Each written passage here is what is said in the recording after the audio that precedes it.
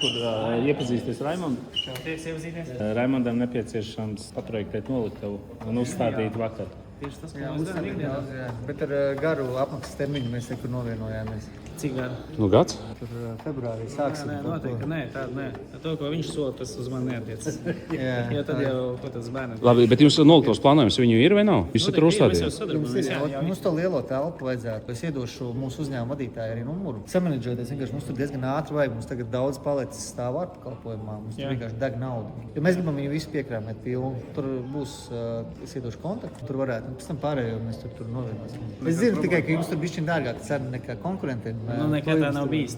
Man noziņoja, kad esot mazliet. Jo kāpēc mēs sadarbojamies tik ilgi? Man teica, tāpēc, ka mēs tīri tur latvieši un tur tā normāli džeksoni. Tā nekad nevarētu būt. Nopietni dārgāk jums ir? Vai jau dušī Raimonds? Viņš jau sāk duši. Jo pirms tam Kāpēc tu veikala aprīkojumu iepērci kaut kur citur pie konkurentiem, ja mēs arī Es to nodarbojamies? kolēģim izstāstīju.